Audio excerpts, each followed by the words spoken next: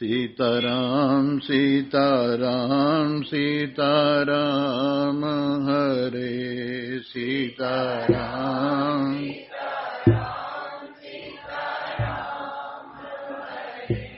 राधे श्याम राधे श्याम राधे श्याम हरे राधे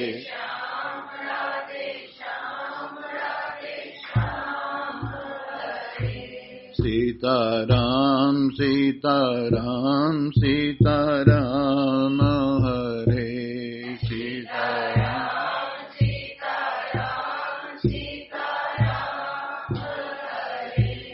राधे श्याम राधे श्याम राधे श्याम हरे राधे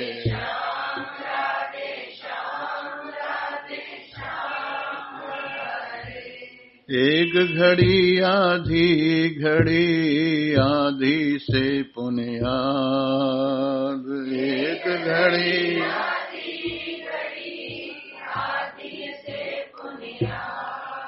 तुलसी संगत साध की हरे कोटि अपराध तुलसी संगत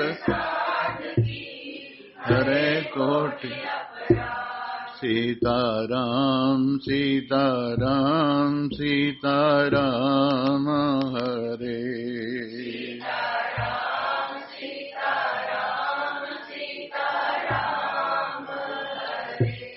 राधे श्याम राधे श्याम राधे श्याम हरे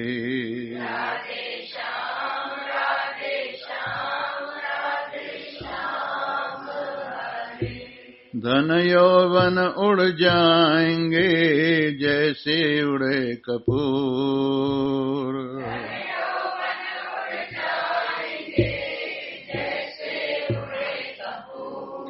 धन यौवन उड़ जाएंगे जैसे उड़े कपूर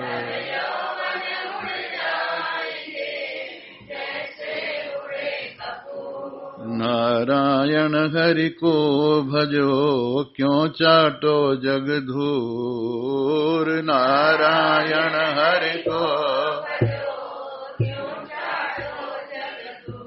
सीताराम सीताराम सीताराम हरे सीताराम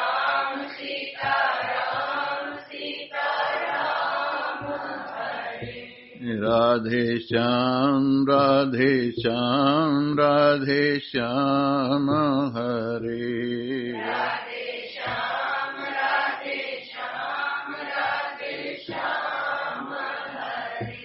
श्वास श्वास पे राम कहे वृथा श्वास मत खो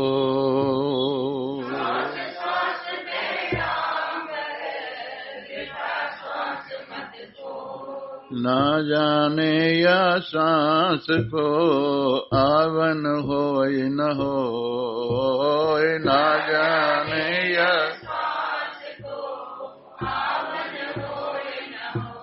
सीताराम सीताराम सीताराम हरे सीताराम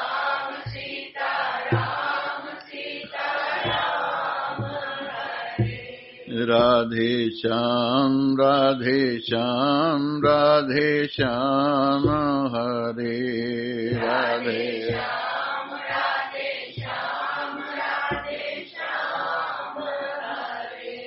राम नाम भजते रहो जब लग घट में प्राण राम राम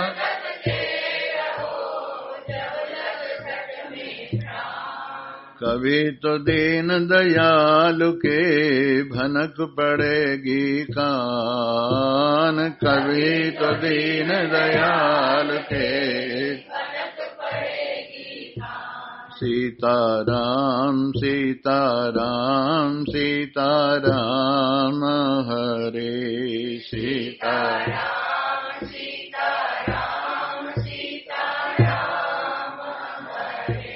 राधे श्याम राधे श्याम राधे श्याम हरे राधे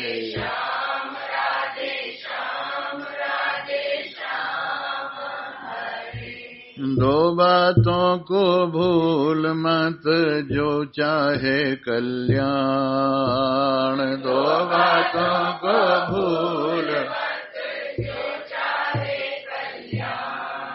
नारायण एक मौत को दूजे श्री भगवान नारायण एक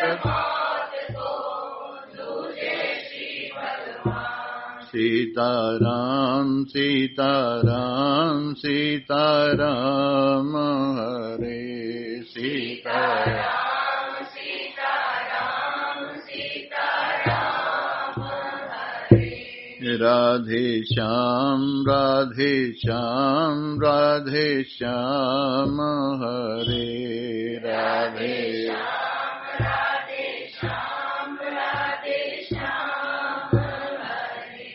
तुलसिया संसार में कर लीजे दो काम तुलसिया संसार में कर लीजे दो काम देने को टुकड़ा भला लेने को हरि नाम देने को टुकड़ा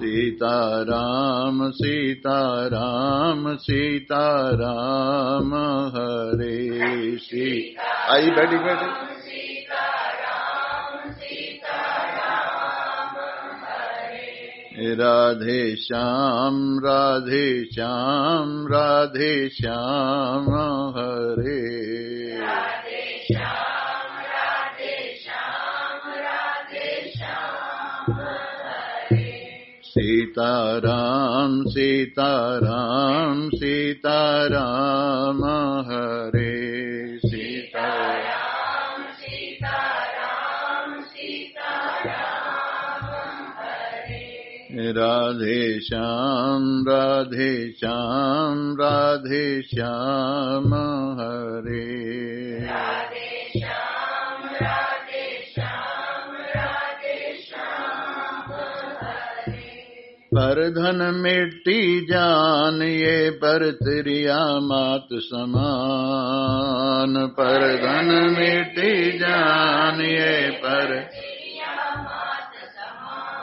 इतने में हरि नाम मिले तुलसीदास जमान इतने में हरि नाम मिले सीताराम सीताराम सीताराम हरे सीताराम सीताराम सीताराम हरे राधे श्याम राधे श्याम राधे श्याम हरे राधे श्याम राधे श्याम राधे श्याम राम नाम जाना नहीं चित में करी मरोड़ राम नाम जाना नहीं चित में करी मरोड़ खाली हाथों वो गए जिनके लाख करोड़ खाली हाथों वो गए सीताराम सीताराम सीताराम हरे सीताराम सीताराम सीताराम हरे राधे श्याम राधे श्याम राधे श्याम हरे राधे श्याम राधे श्याम राधे श्याम सीताराम सीताराम सीताराम हरे सीताराम सीताराम सीताराम हरे राधे श्याम राधे श्याम राधे श्याम हरे राधे श्याम राधे श्याम राधे श्याम तेरे लेखे कुछ करो भलो बुरो संसार, तेरे लेखे कुछ करो भलो बुरो संसार। नारायण तो बैठ के अपनो भवन बुहार, नारायण तो बैठ के अपनो भवन बुहार। सीताराम सीताराम सीताराम हरे सीताराम सीताराम सीताराम हरे। राधे श्याम राधे श्याम राधे श्याम हरे राधे श्याम राधे श्याम राधे श्याम हरे। राधे श्याम राधे श्याम राधे श्याम हरे। राधे श्याम राधे श्याम राधे श्याम हरे। सीताराम सीताराम सीताराम हरे। सीताराम सीताराम सीताराम हरे। राधे श्याम राधे श्याम राधे श्याम हरे। राधे श्याम राधे श्याम राधे श्याम हरे। सीताराम सीताराम सीताराम हरे। सीताराम सीताराम सीताराम हरे। गुरु कृष्ण भगवान की जय। सियावर रामचंद्र महाराज की, उमापति महादेव की जय। पवन सुत हनुमान की जय। बोलो भाई सब।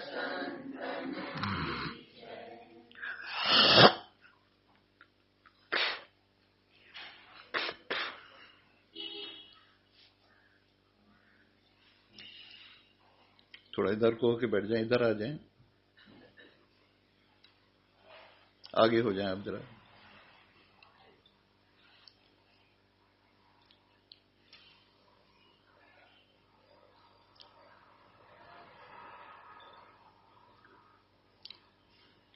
जरा से आप भी आगे हो जाए, थोड़ी थोड़ी सी, जरा जरा से।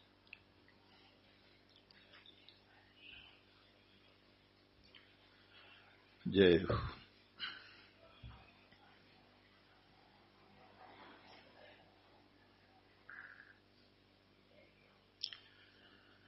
उपस्थित सम्मानीय श्रोता वृंद, कल हमने आपके सन्मुख ज्ञान की 7 भूमिकाएं, 7 भूमिकाएं आज के कहने के लिए कहा था। इसलिए आपको 7 भूमिकाएं ज्ञान की आज बताने जा रहे हैं। ज्ञान की सबसे पहली भूमिका शुभेच्छा है। शुभेच्छा का तात्पर्य अच्छी इच्छाएं, जिसके अंदर दान करना है, जिसके अंदर पुण्य करना है, जिसके अंदर तीर्थ करना है, जिसके अंदर व्रत करना है, जिसके अंदर उद्यान लगाने हैं, जिसके अंदर सभा भवन बनाने हैं, मंदिर बनवाने हैं, तालाब बनवाने हैं, ये सब जो काम हैं जिनको इष्टापूर्त कर्तव्य कहते हैं। इष्ट कर्तव्य होते हैं जो करने ही चाहिए, वो इष्ट कर्तव्य होते हैं। जिस प्रकार संध्या बंदन है, 3 समय या 2 समय संध्या बंदन, ये इष्ट कर्म है, इसको करना ही चाहिए, इसको छोड़ना नहीं चाहिए। और आपूर्त कर्म होते हैं, जैसे बाग लगाना है, पाठशाला बनानी है, या और तरह तरह के जो सामाजिक कार्य हैं, वो आपूर्त कर्म कहलाते हैं। तो ये इष्ट और आपूर्त कर्म करने की इच्छा और करना भी, ये सब शुभ इच्छा में कहलाते हैं। और आप जानते हैं शुभ इच्छा धर्म का पहला स्टेप है, पहला कदम है। अगर आपके अंदर शुभ इच्छा है तो आगे के लिए राह खुलेगी। और सबसे बढ़िया शुभ इच्छा ये भी है, सर्वे भवन्तु सुखिनः, सर्वे सन्तु निरामया, सर्वे भद्राणि पश्यन्तु, मा कश्चित् दुख भाग् भवेत्।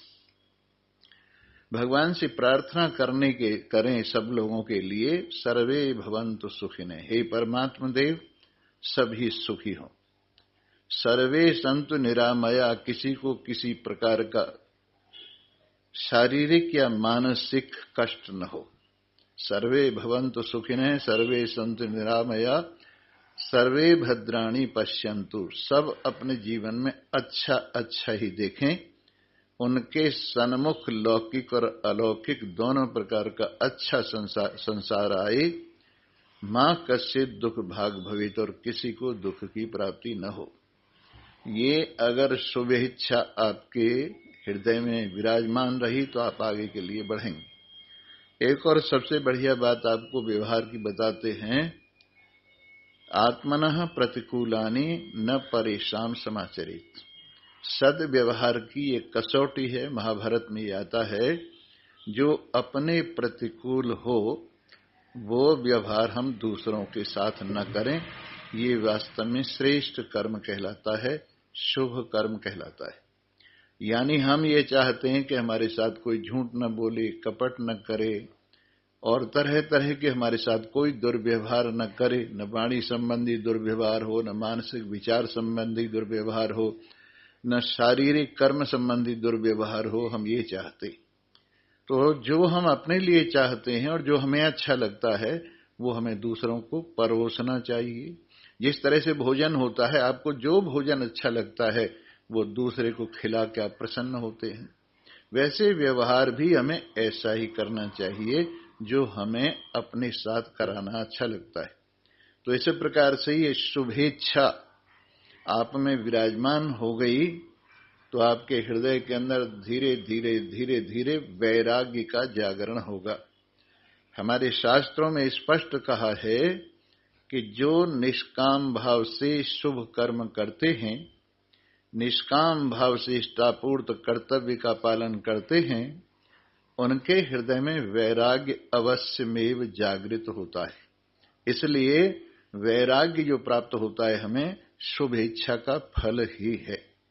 और इसके बाद में जब शुभ इच्छा हम में जागृत हुई, वैराग्य हम में जागृत हुआ, मुमुक्षुता माने मुक्ति की इच्छा भी यही शुभ इच्छा का फल है। यानी हमने जो शुभ कर्म किए हैं उनका फल मुक्ति की इच्छा माने मुमुक्षुता भी है। तो हमारे हृदय में जब मुमुक्षुता जागृत हुई तो हमने कोई ऐसी जगह तलाश की, सत्संग, किसी महान पुरुष का साथ, जहां पर आत्मा और अनात्मा का विवेक होता है, और वहां बैठकर हमने विचार करना, विचार सुनना प्रारंभ किया। एक तो विचार सुनना होता है और एक विचार करना होता है। श्रवण के अंदर विचार सुनना होता है और मनन के अंदर विचार करना होता है। यानी श्रवण जो है दो प्रकार का होता है, एक तो शास्त्र का श्रवण और एक महान पुरुषों की युक्तियों का, जिसको उक्ति और युक्ति दो कहते हैं। उक्ति माने शास्त्र का कथन और युक्ति माने महान पुरुषों को समझाने का ढंग। इस प्रकार से ये उक्ति और युक्ति कहलाती है। तो हम श्रवण के अंदर दोनों लेते हैं, शास्त्र भी लेते हैं और महान पुरुषों का अनुभव भी लेते हैं। ये दोनों श्रवण कहलाता है जो हम श्रवण करते हैं। और जब अकेले में बैठकर हम मनन करते हैं, विचार करते हैं, तो ये मनन कहलाता है। इस तरह से ये विचारना माने विचार करना ये होता है। और हमें विचार में क्या प्राप्त होता है? ये ज्ञान प्राप्त होता है, ब्रह्म सत्यम जगन मिथ्या जीवो ब्रह्मैव न परः। यानी ये प्राप्त होता है जो सब शास्त्रों का सार है कि ये चराचर जगत जो कुछ भी है सब स्वप्न की तरह से, स्वप्न का विलास मात्र है।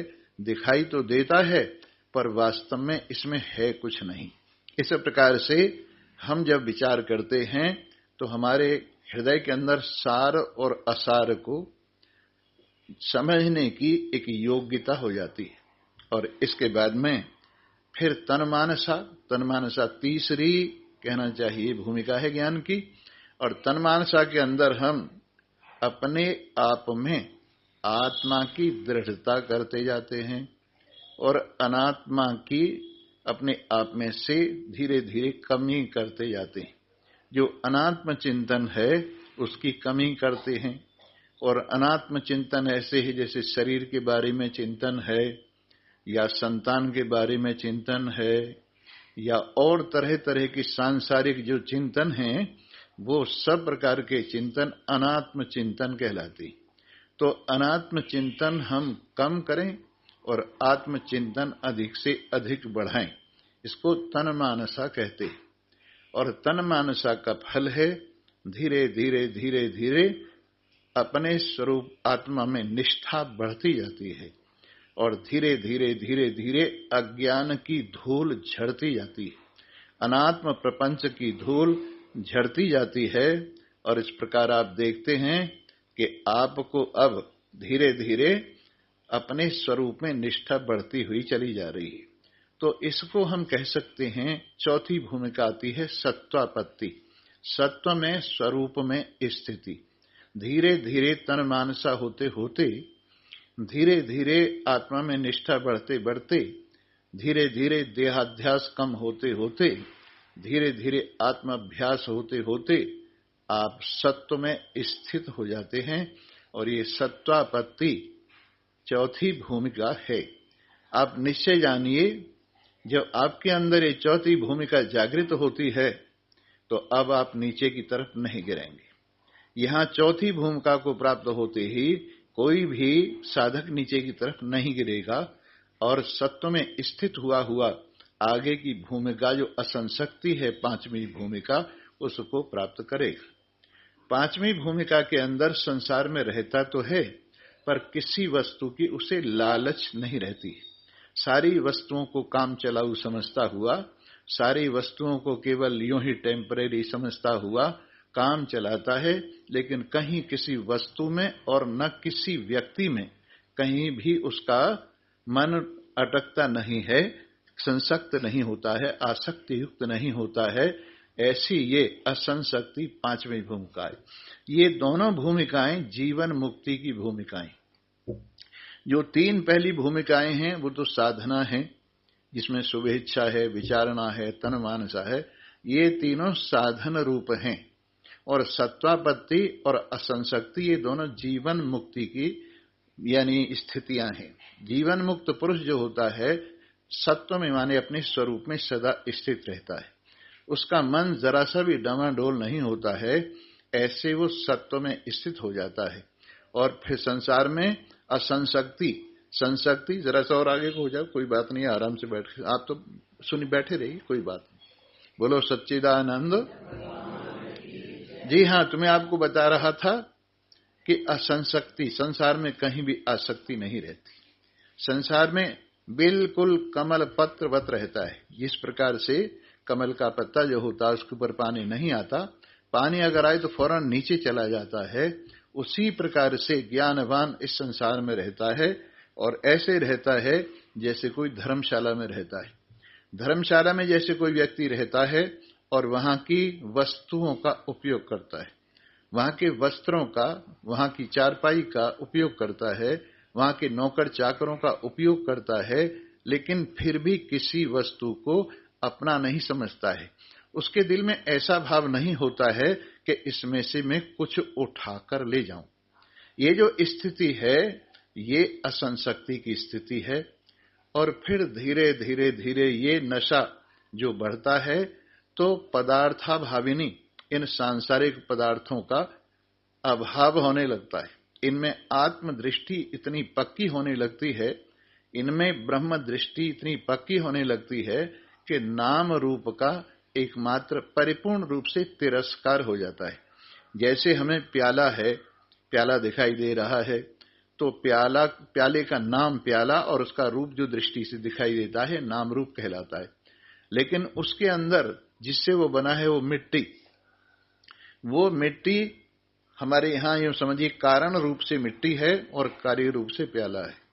तो जब हम मिट्टी को समझते हैं तो प्याले के ऊपर कम भावना रह जाती है, कम दृष्टि रह जाती है, कम विचार रह जाता है। और जब प्याले पे ज्यादा विचार होता है तो मिट्टी की भावना कम हो जाती है। वैसे ही संसार परमात्मा में प्याले की तरह से बना है या सोने में आभूषण की तरह से बना है। बिल्कुल ठीक उसी प्रकार से ये संसार परमात्मा में बना है और परमात्मा ही इसकी वास्तविकता है। यूं समझिए जैसे लोहे की कढ़ाई भी होती है, लोहे का तवा भी होता है, लोहे का चिमटा भी होता है, लोहे की बहुत सी चीज होती हैं, पर उन सब में लोहा एक ही रहता है। समझदार आदमी लोहे को विशेष रूप से देखता है और सब चीजों को काम चलाऊ देखता है। वैसे ही इन सारे पदार्थों में ब्रह्म दृष्टि, परमात्मा दृष्टि, आत्म दृष्टि बहुत अधिक परिपक्व हो जाती है और ये विदेह मुक्ति की ओर यात्रा होती है। जीवन मुक्ति होती है जीते जी मुक्ति का अनुभव करना और सांसारिक इन संबंधों को ऐसे ही निभाना और अपने शरीर के लिए काम चलाना, ये सब जीवन मुक्ति में है। लेकिन विदेह मुक्ति ये धीरे धीरे धीरे धीरे अपने शरीर तक में भी दृष्टि नहीं रहती है। तो विदेह मुक्ति किसी किसी महान पुरुष को प्राप्त होती है जिसका अभ्यास बहुत बढ़ता है, जिसका अभ्यास बहुत बढ़ता है उसमें धीरे धीरे विदेह मुक्ति जागृत होती है। इसके बाद सातवीं भूमिका है पदार्थाभाविनी हम बता रहे थे, और सातवीं भूमिका तुरीयगा जो वाणी से परे की स्थिति है। ये तो ब्रह्म रूपा स्थिति है, इसमें यह समझिए ब्रह्म ही वास्तविकता है। इस तरह से हम जब इन सातों भूमिकाओं को पार कर जाते हैं तो समझिए परमात्मा के साथ एक रूप हो जाते हैं। सातवीं भूमिका तो परमात्मा रूपा ही है। जो सातवीं भूमिका है जिसको तुरीयगा कहते हैं, जिसमें तुरीयावस्था से भी ऊपर की स्थिति है, वो तो ब्रह्म रूपा ही है। इस तरह से धीरे धीरे सीढ़ी से आप चढ़ते चले जाइए। इस तरह से स्टेप बाय स्टेप ऊपर की ओर बढ़ते हुए चले जाइए और बिना सीढ़ी के तो बात बनेगी नहीं। एक मीराबाई ने पद कहा है कि न सैनी बिन भाएली कैसे पिया की अटारी चढ़ो जाए।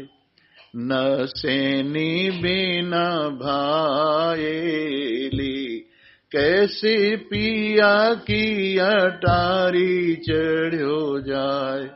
न सैनी बिना भाएली, बिना नसैनी के, बिना सीढ़ी के प्रियतम के पास पहुंचना ये संभव नहीं है। इसलिए प्रियतम के पास पहुंचने के लिए ये सीढ़ी लगाइए।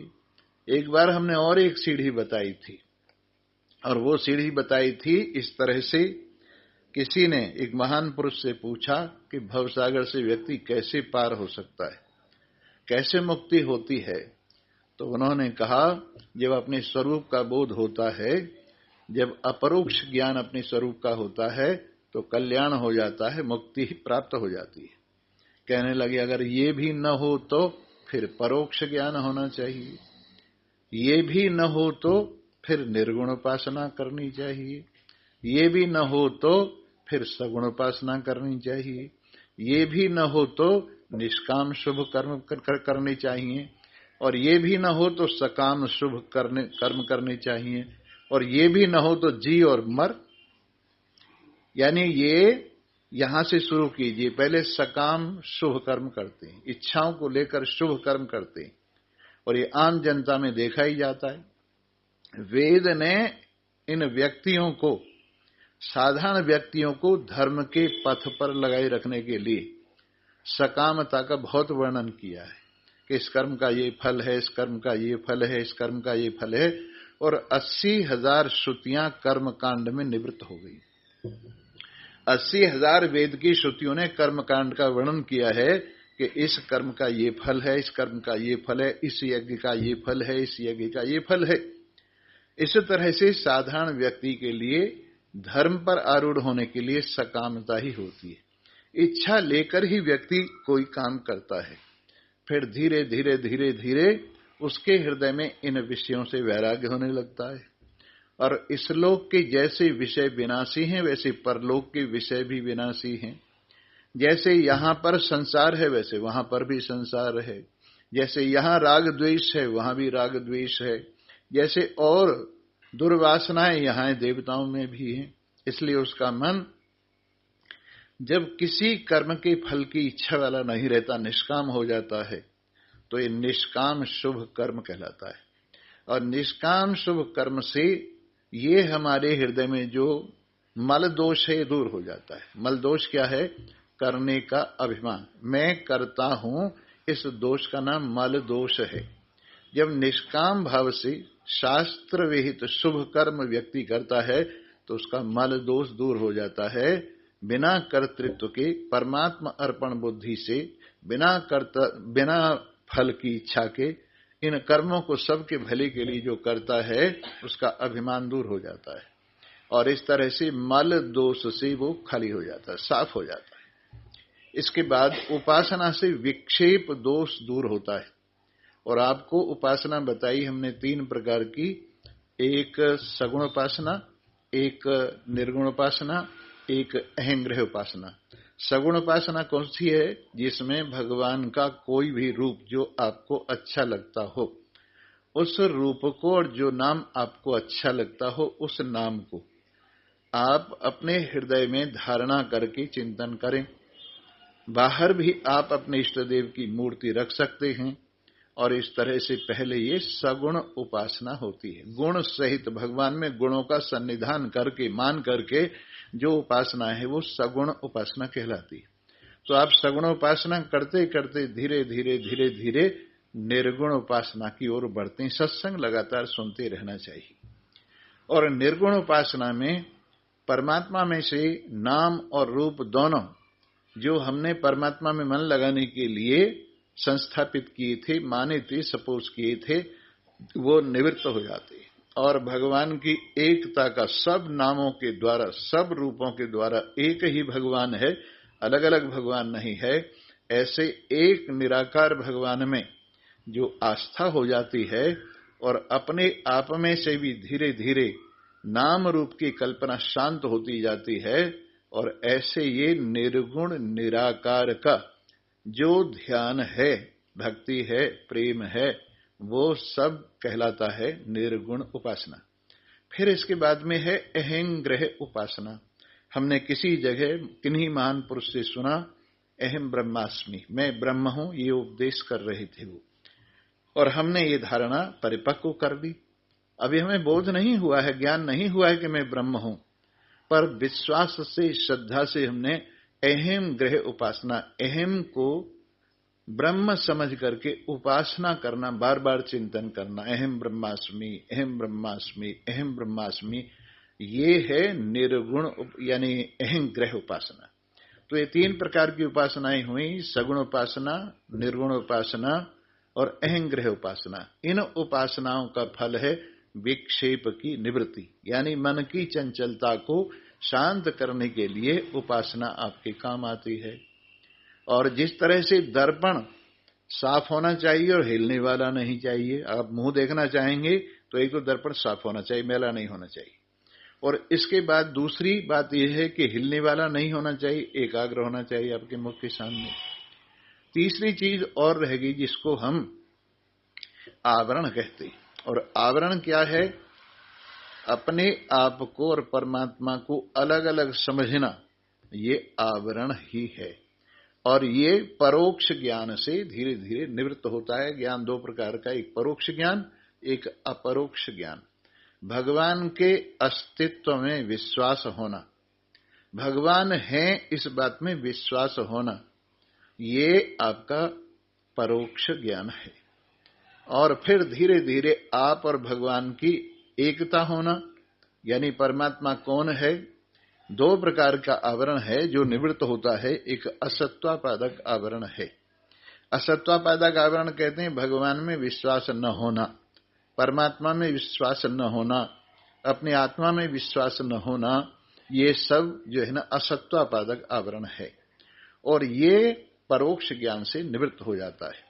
फिर इसके बाद आता है अभानापादक आवरण, है तो सही लेकिन प्रतीत नहीं होता, इसके लिए अभानापादक आवरण जो है वो अपरोक्ष ज्ञान से निवृत्त हो जाता है, जब ये अपने आप में ब्रह्मता महसूस करता है। इस प्रकार से ये भी ज्ञान के 7 स्टेप हैं, और आप इस तरह से इन 7वां जो स्टेप है ब्रह्म ही है, परमात्मा ही है, ऐसा अपने आप में निश्चय करके धीरे धीरे चढ़ता जाए, और जहां जो है उसे आगे बढ़ने का प्रयास करे। ये नहीं कि हमने थोड़ी सी बात एक बार सीखी और सारी जिंदगी उसी को रटते रटाते रहे, आगे नहीं बढ़े। ये कोई सामान्य सी बात है, साधारण सी बात है, इसका कोई विशेष फल नहीं। लेकिन विशेष फल जिसे हम मुमुक्षुता होने पर, मुक्ति की इच्छा होने पर जो मुक्ति का फल है, वो तो ज्ञान से ही होगा। और कहावत है ऋते ज्ञानन्न मुक्ति, बिना ज्ञान के आज तक किसी को मुक्ति प्राप्त नहीं हुई है। इसलिए ये ज्ञान हमें होना चाहिए। किस बात का ज्ञान? मैं स्त्री हूं, मैं पुरुष हूं, ये ज्ञान। मैं मोटा हूं, पतला हूं, काला हूं, गोरा हूं, लंबा हूं, ठिगना हूं, ये ज्ञान। ये तो शरीर है, ये आत्मा नहीं है। ये ज्ञान होना चाहिए कि मैं शरीर से अलग हूं। शरीर के अंदर जितने भी भासने वाले धर्म शरीर के अंदर हैं, मैं उनको दैदीप्यमान करता हुआ उनसे अलग हूं। उसी प्रकार से जो सूक्ष्म शरीर के धर्म हैं, जैसे 5 ज्ञानेंद्रियों के धर्म हैं, 5 कर्मेंद्रियों के धर्म हैं, 5 प्राणों के धर्म हैं, और अंतःकरण चतुष्टय के धर्म हैं, ये भी सूक्ष्म शरीर के धर्म हैं, मुझ आत्मा का धर्म नहीं है। और यहां तक अज्ञान, अविद्या, ये भी माया मात्र ही है, और कारण शरीर मात्र है ये, मैं इससे भी अलग हूं। ऐसे 3 शरीरों से और 5 कोष एक दिन बताए थे हमने, अन्न में कोष, प्राण में कोष, मनो में कोष, विज्ञान में कोष, आनंद में कोष, इन सब से मैं अलग हूं। फिर लोग कहते हैं आप कौन हैं, क्या हैं? बता तो रहा हूं मैं बता तो रहा हूं, मैं ज्ञान स्वरूप हूं, और बाकी सब जो है वो मेरा, मैं ज्ञान के उसे सबको प्रकाशित कर रहा हूं। जैसे कल हमने बताया था, एक तो होता है सब्जेक्ट, एक होता है ऑब्जेक्ट, जानने वाला दृष्टा। तो दृष्टा एक है और दृश्य बदलता रहता है। जैसे अब शरीर के आप दृष्टा हैं, आपने बालकपन देखा, जवानी देखी, बुढ़ापा देखा, ये तो बदल गया शरीर। तो बालकपन का शरीर और है, जवानी का शरीर और है, बुढ़ापे का शरीर और है, पर देखने वाला नहीं बदला। अगर देखने वाला भी बदल गया होता तो जवानी में बालकपन की बात याद कैसे रहती, और बुढ़ापे में जवानी की बात याद कैसे रहती। यहां तक कि पिछले जन्म के भी कई लोगों को संस्कार जागृत होते हैं और उनको याद आ जाती है। इसका मतलब है पिछला जन्म और अगला जन्म, ये भी जो है क्या नाम मेरे, मैं इनको देखने वाला हूं और इनसे अलग हूं। इस तरह से स्थूल शरीर से मैं अलग हूं, सूक्ष्म शरीर से मैं अलग हूं, कारण शरीर से मैं अलग हूं। फिर क्या हूं? जो बाकी रह जाए वो मैं हूं, जो बाकी रह जाए वो मैं हूं। जिस तरह से 3 घड़े हैं और एक घड़े में गेहूं भरे हुए हैं, एक घड़े में चने भरे हुए हैं, और एक घड़े में और सरसों वगैरह भरी हुई है, और ये नीचे एक आटा जो है वो भी उस घड़े में है, और वो सारे घड़े का सामान इकट्ठा हो गया, मिल गया। तो हम कैसे अलग करें? इस तरह से पहले तो चनों को अलग निकाल के रखते जाएं, और फिर इसके बाद में जो गेहूं है उनको अलग अलग निकाल के, या चावल है उनको अलग अलग निकाल के रखते जाएं, और फिर सरसों को अलग अलग निकाल के रखते जाएं। बाकी क्या रह गया? क्या रह गया? आटा रह गया। तो जो निकालने की चीज, जैसे एक कमरा है, हमने आपको कहा इसको खाली कर दो, और आपने एक एक सामान करके सारा बाहर निकाल दिया। फिर वो आवाज लगाई कि अब यहां कुछ नहीं। किसने लगाई आवाज? उसने सामान बाहर निकाल के फिर कहा कि यहां अब कुछ नहीं है। वो बोलने वाला तो है जो कह रहा है कि अब यहां कुछ नहीं। ऐसे मेरे में कुछ नहीं है, ये जो कह रहा है, जो अनुभव कर रहा है मेरे में कुछ नहीं है, इसका मतलब ये तो है, इसका निषेध तो नहीं किया जा सकता। जिस तरह से हमने कमरे में से सब सामान निकालने के बाद जिसने सामान निकाला है, जिसने सफाई की है, कमरे में वो तो है और बोल कर बताता है अब कमरे में कुछ नहीं। वैसे ही जब इस मैं के कमरे में से बाहर निकाल दिया जाता है सब सामान, तो ये मैं तो रह ही जाती है, ये रही सही मैं। आप शेषनाग जानते हैं क्या होता है? शेषनाग बाकी रहने वाली चीज को क्या बोलते हैं? शेष बोलते हैं। जैसे 5 में से 3 निकाले, शेष कितने रहे? 2 रहे। वैसे ही दुनिया जब निबटने लगती है और निबटते निबटते शेष रह जाता है, वो क्या होता है?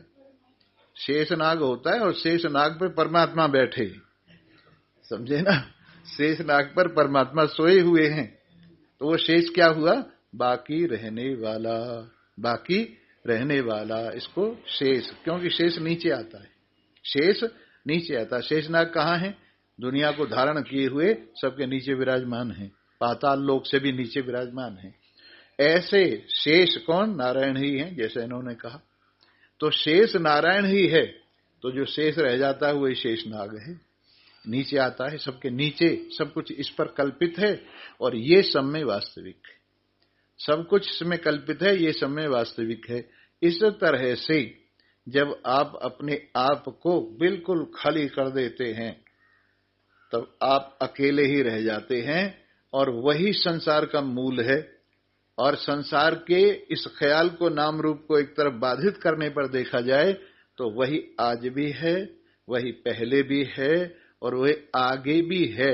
मैंने होगा नहीं कहा, काल के साथ जो बदलता है वो परमात्मा नहीं। जैसे मान लिए ये घड़ा पहले नहीं था या था, अब है, आगे नहीं होगा, इसमें 3 काल हुए, तो 3 काली काल से गणना हुई, लेकिन परमात्मा की काल से गणना नहीं होती। परमात्मा इस काल से भी पहले होता है। काल की कल्पना, देश की कल्पना, काल की कल्पना, वस्तु की कल्पना, ये परमात्मा में कल्पित है। अब आप देख लीजिए, पैमाने रोज बदलते रहते हैं। पहले जमाने में हमने बचपन में देखा था, तब पैमाना और था और आजकल और है। पहले पैमाना होता था मन, शेर, छटाक, समझे ना? और पैसे 64 पैसे का 1 रुपया होता था, 64 पैसे का 1 रुपया होता था, लेकिन आजकल 100 पैसे का 1 रुपया हो रहा है। तो इसका मतलब है कि पैमाने जो हैं वो बदलते रहते हैं, देश काल वस्तु बदलती रहती हैं। लेकिन जो देश काल वस्तु के जो सिक्का है वो तो ज्यों का त्यों है, सिक्का तो है ही है उसमें, चाहे उसका रूप बदल गया और चाहे उसका नाम बदल गया, पर उसमें सिक्का ज्यों का त्यों है। उसी प्रकार ये सारा संसार बदलता रहता है, पैमाने रोज बदलते रहते हैं, देश काल रोज बदलते रहते हैं, लेकिन ये बदलने वाला नहीं है। जैसे आप यहां से सिंगापुर चले गए, मलेशिया चले गए, ऑस्ट्रेलिया चले गए, अमेरिका चले गए, क्या चीज बदली इसमें? देश बदला, लेकिन ये जो है वो नहीं बदला। और गया क्या? शरीर गया। देश में एक देश को छोड़कर दूसरे में क्या पहुंचा? शरीर पहुंचा। लेकिन आत्मा ज्यों का त्यों बिल्कुल नहीं बदलता, सबको जानता है। शरीर तो बदल जाता है, 5 साल काशी में रहिए और 10 साल मथुरा में रहिए तो शरीर बदल जाएगा। तो शरीर तो बदलता है, लेकिन इनको देखने वाला नहीं बदलता है। और नहीं बदलने वाला कौन है? नारायण, आपका आत्मा है, जिसको हम मोटी भाषा में बोलता बोलते हैं। बोलता, सब में कौन है बोलता? यही राम, यही नारायण, यही सब में। और सब में एक है, बंटता नहीं बांटने पर भी। शरीर के बंटवारे से बटा हुआ नजर आता है, ज्ञानेन्द्रिय, कर्मेंद्रिय, प्राण, अंतःकरण के बंटवारे से बटा हुआ नजर आता है, अविद्या की वजह से बटा हुआ नजर आता है। लेकिन अविद्या के दूर होने पर ये एक ही है। देश काल वस्तु की जो लिमिट है वो इसमें नहीं, हर देश में रहता है, हर काल में रहता है, हर वस्तु में रहता है, और इनसे पहले भी रहता है और इनसे बाद में भी रहता है। इसी तरह से ये एक रस और सब में व्यापक है। और जब सब में व्यापक है तो फिर यही शांति है। किससे लड़ता फिरेगा? किससे लड़ता फिरेगा? अगर सब में भगवान को देख लिया जाए और ये समझ लिया जाए जैसे सब गाली जो है ना मुझको ही लग रही है और लगती हैं। जैसे आप एक बड़े मकान में गुंबद में पहुंच जाइए और वहां पर आशीर्वाद दीजिए, आशीर्वाद जोर जोर से दीजिए, उन आशीर्वादों की प्रतिध्वनि वापस किसके पास आएगी? आपके पास आएगी, क्योंकि गुंबद है, गुंबद में अपना रखने की बात कुछ है नहीं, तुम्हें वापस कर देगा। उसी प्रकार से आप गाली दीजिए, वो गाली किसको लगेंगी? आपको ही लगेंगी, अकेला ही तो है गुंबद में। उसी प्रकार से ये संसार में आप अकेले ही हैं। जो आप अच्छा करते हैं तो अपने लिए करते हैं, बुरा करते हैं तो अपने लिए करते हैं। चाहे श्यामलाल का नाम लेकर करें, चाहे रामलाल का नाम लेकर करें, वो होता अपने साथ ही। आपको ऐसा लगता है श्यामलाल अलग है, मैंने जो गाली दी है श्यामलाल को लगी है, पर श्यामलाल में भी आप ही मौजूद है। वो वापस करेगा जब गाली कहां पहुंचेगी। आपने जब श्यामलाल को गाली दी और श्यामलाल ने उसको वापस किया तो कहां आई? आपके पास लौट के आ गई। इस तरह से जो कुछ हम करते हैं किसके साथ करते हैं? अपने साथ करते हैं। और एक दृष्टांत आपको देके बताते, एक बहुत अच्छा महल एक राजा ने बनाया हुआ था और उसमें छोटे छोटे टुकड़ी के दर्पण लगे हुए थे, गिलास लगे हुए थे, जहां तक पूरे वो कांच का महल था। उस कांच के महल में कुत्ता घुस गया और उसने सामने देखा हजारों कुत्ते, पीछे देखा हजारों कुत्ते, दाएं देखा हजारों कुत्ते, बाएं देखा हजारों कुत्ते, नीचे देखा हजारों कुत्ते, ऊपर देखा हजारों कुत्ते। और उसने फिर वो भौंका, वो भी भौंके, ये उछला, वो भी उछले, और उनसे लड़ते लड़ते मर गया। कितने कुत्ते थे वहां? वो जो दर्पण लगे हुए थे उसी की परछाई थी, उसी का वो जो ना प्रतिवास था, इसीलिए वो लड़ता रहा, अलग समझ करके वो थे उसी की छाया, उसी का प्रतिबिंब थे सबके सब। इस तरह से ये फर्क किसका? छोटे छोटे दर्पण की टुकड़ियों से। वो क्या है? अंतःकरण। वो क्या है? अंतःकरण। अलग अलग अंतःकरणों में ये अनेक रूप से भासता है और फिर ये समझ के कि ये दूसरे हैं, लड़ते झगड़ते निबट जाता है, पर होता ही कही। लेकिन जो सब में देखता है और सबको अपना रूप देखता है तो मजे लेता है। तो ये तो जीना हुआ सब में भगवान का, अपने आत्मा का दर्शन करते हुए निर्विघ्न जीना, इसका नाम है जैसे भगवान की स्थिति हो as well as a god. और अलग अलग देखना, भौंकते रहना, ये है as well as a dog. सीधी सादी बात। अब देख लो क्या बन के रहना चाहते हो? भौंकते रहो? नहीं, ये काम आपका, ब्रह्म का काम भौंकना नहीं। ब्रह्म का काम शांति है, ब्रह्म का स्वरूप ही शांति है। सब में अपने आप को देख, तत्र को मोह है कैसो का एकत्व मन पश्यतः। जो एक आत्मा का सब में दर्शन करते हैं उनको शोक और मोह कहीं भी नहीं। इसलिए बहुत बार आपने सुना है, मुझ में राम तुझ में राम सब में राम समाया, मुझ में राम तुझ में राम सब में राम। सबसे कर लो प्रीत जगत में कोई नहीं पराया, सबसे कर लो प्रीति कोई नहीं पराया, मुझ में राम तुझ में राम सब में राम समाया, मुझ में राम तुझ में राम। बोल तो दिया हमने, अभी अंदर से बोला जाए, अंदर से ये बोला जाए कि मुझ में राम तुझ में राम सब में राम समाये। एक सज्जन थे, उनके हृदय में किन्हीं महान पुरुष के पास पहुंचकर कहा, प्रभु हमें आप अपनी शरण में रख लीजिए। बोले अब भी कहां गए हो? शरण में ही हो। सारी दुनिया परमात्मा की शरण में ही है, जहां खड़ा है वहीं भगवान में खड़ा है। कहीं एक इंच, एक जरा सा 1 सेंटीमीटर भी इधर उधर हिलने की जरूरत नहीं। जहां खड़ा है, कहां खड़ा है? भगवान में ही खड़ा है। दौड़ के भगवान को हम छुएं ऐसा नहीं है। ये समझ लें कि बस मैं ही हूं, छुआ गया। मैं ही हूं सच्चिदानंद ब्रह्म, तो समझो कि छुआ गया। तो ऐसे प्रकार से बात चल रही थी कि जब आप इस तरह से समझ लेते हैं इस सार रूप पदार्थ को और समझ लेते हैं कि बस काम हो गया, तो इस तरह से इस बात को समझिए। एक बार ऐसे ही हुआ जो बात चल रही थी, मैंने कौन सा दृष्टांत सुनाना था आपको? अरे शरण में, हाँ शरण में ले लो, हाँ महात्मा जी की शरण में, हाँ कहने लगे ठीक है शरण में ले लेंगे। एक काम करो, सब में भगवान का दर्शन किया, अपनी दृष्टि को ऐसी बना लो सब में भगवान दिखाई देवे। अब उन्होंने माला पर से फेरना शुरू कर दिया, सब में भगवान है, सब में भगवान है, सब में भगवान है, सब में भगवान है, सब में भगवान है, सब में भगवान है। माला फेरते फेरते जब समझा कि अब काम हो गया, गए गुरु जी के पास में, कहने लगे जी अब तो मैंने सब में राम है ये पक्का कर लिया है। बोले अच्छा, वो जो तुम्हारे पड़ोस में तिवारी जी रहते हैं उनके घर से भिक्षा मांग के ला सकते हो?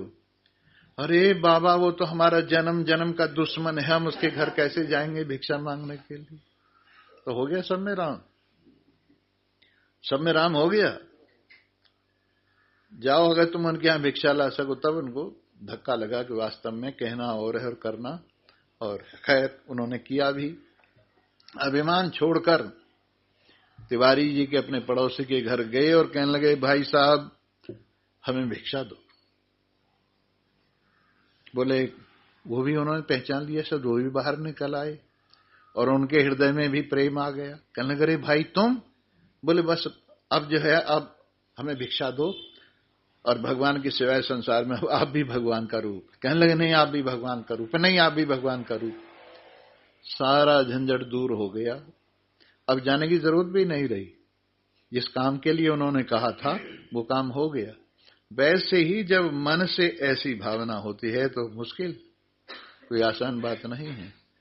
आदमी गोली सहन कर लेता है लेकिन बोली सहन होनी बड़ी मुश्किल है। बोली सहन होना ये बड़ा मुश्किल है। आप परिवार में रह रहे हैं और जो बोलियों की बौछार होती है उसमें अच्छे अच्छे डामाडोल हो जाते हैं। इसलिए बढ़िया तो यह है कि हमें ऐसा नहीं करना चाहिए, पर दूसरा अगर करे तो फिर ये सोचना चाहिए चलो छोड़ो, पागल है इसका क्या विचार करना है, ना समझ है इसका क्या विचार, अभी इसको समझ नहीं है। ये भी समझ लो, ये समझ लो आकाश में शब्द हो रहा है, क्या फर्क पड़ता है, मेरे से उसका क्या लेना देना है। परंतु इसके लिए बहुत अभ्यास चाहिए। रोजाना सत्संग हो, रोजाना श्रवण, रोजाना मनन। बल्कि यहां तक कहा है जब ये विद्यार्थी अपनी पाठशाला में गुरुजी महाराज के पास सारी विद्याएं जितनी संभव हैं सीख लेता है तो उनसे कहता है प्रभु अब मैं गृहस्थ में जाना चाहता और अब मेरी आयु भी गृहस्थ के योग्य है और मेरी वैसे योग्यता भी गृहस्थ के योग्य है। बोले ठीक है। जाते जाते वो उपदेश करते और कहते हैं जाओ, पर एक बात का ध्यान रखना, मातृदेवो भव, मां को देवता समझना और उनकी सेवा करना, उनकी आज्ञा का पालन करना।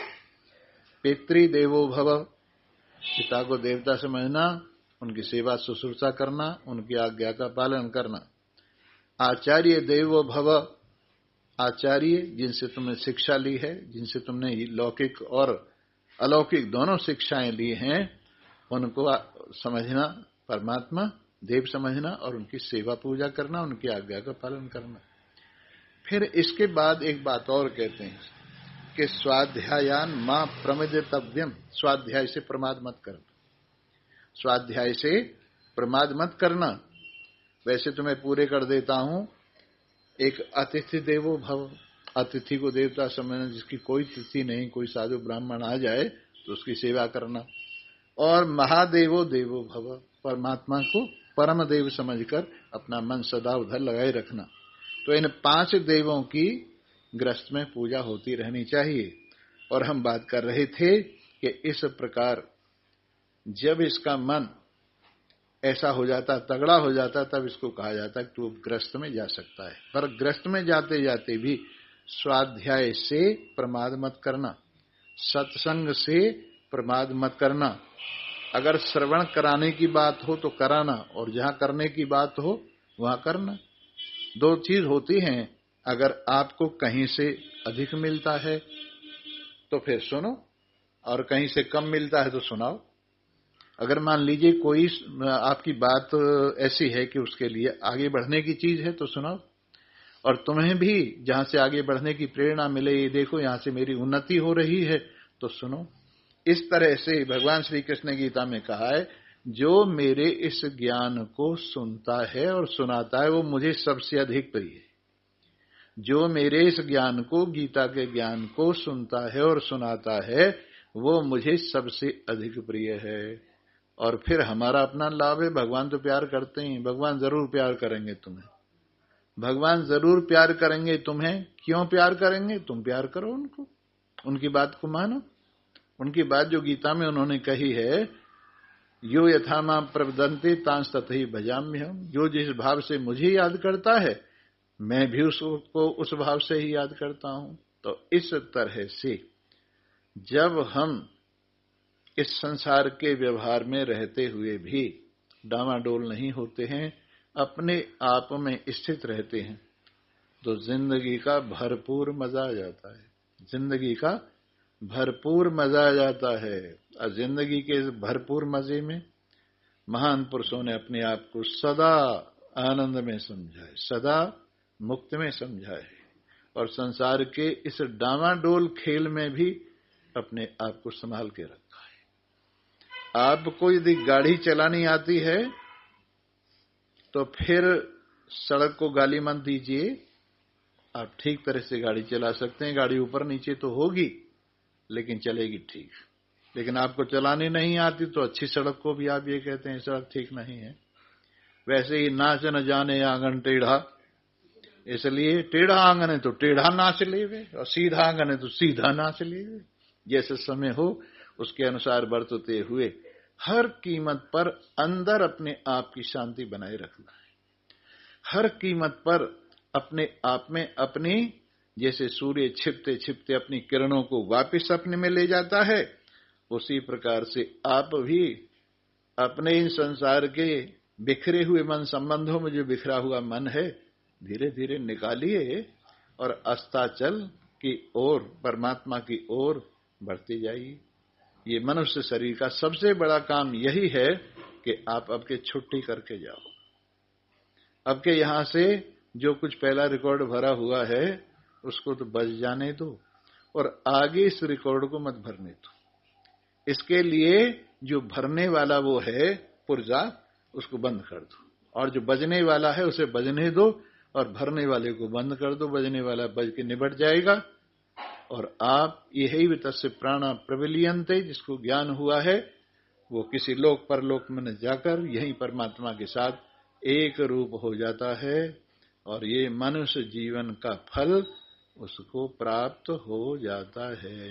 इन्हीं शब्दों के साथ आप सभी को धन्यवाद है। सर्वे भवन्तु सुखिनः, सर्वे सन्तु, सर्वे भद्राणि पश्यन्तु, मा कश्चित् ओम शांति शांति शांति। ओम जय जगदीश हरे, स्वामी जय दीनानाथ हरे।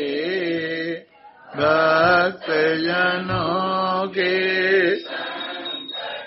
दास जनों के अवगुण बंसरी वाला दूर करे। ओम जय। जो ध्यावे फल पावे, दुख विनाशे मन का, स्वामी दुख विनाशे मन का। सुख संपत्ति घर, सुख संपत्ति घर, कष्ट मिटे तन का। हरि ओम जय। माता पिता तुम मेरे, शरण गहूँ मैं किसकी, स्वामी शरण पढ़ूं मैं किसकी, तुम बिन और न दूजा, हरि बिन आस करूं मैं जिसकी, हरि ओम जय जगदीश हरे। तुम पूर्ण परमात्मा, तुम अंतर्यामी, स्वामी तुम अंतर्यामी, पार ब्रह्म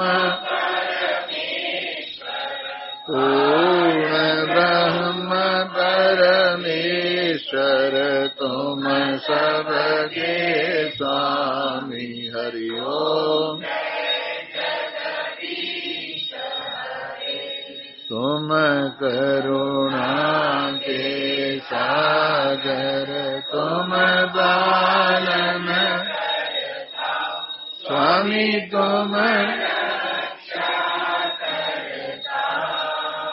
मैं सेवक तुम स्वामी, मैं सेवक तुम स्वामी, कृपा करो भरता, हरि ओम जय जगदीश हरे।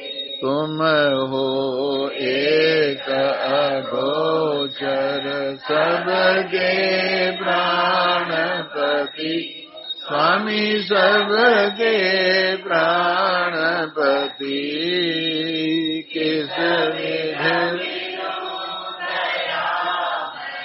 किस विधि मिलो कृपा में तुमको, मैं कुमति, हरि ओम जय।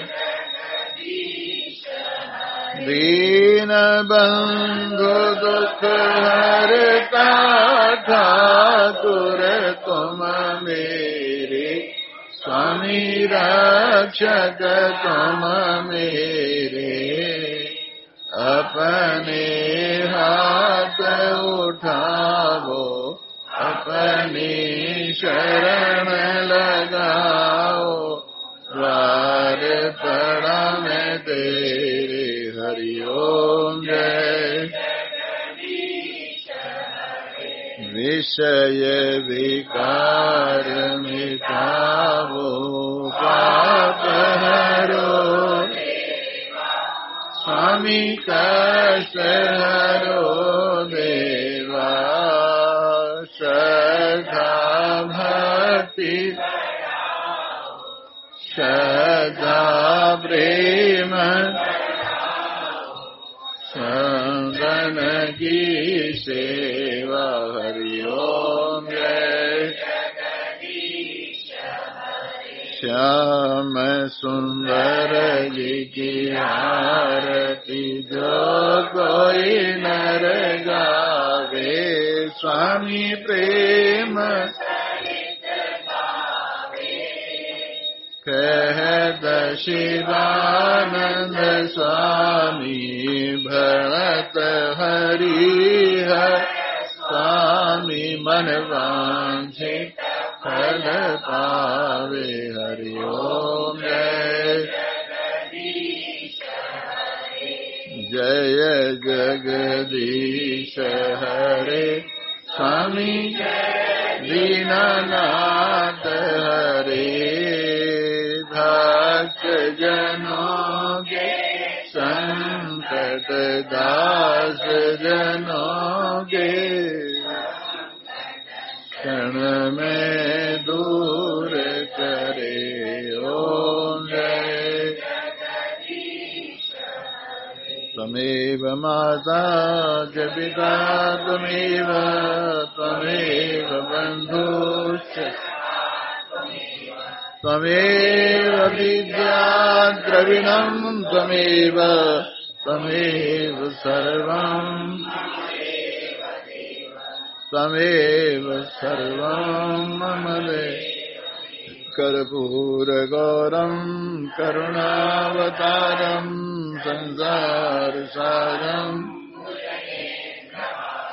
सदा वसन्तं हृदयारविन्दे भवं भवानी। बोलो कृष्ण भगवान, बोलो सच्चिदानंद। छुट्टी छुट्टी, धीरे धीरे आप लोग चलते जाइए। नारायण नारायण, हरि ओम हरि ओम, नारायण जय।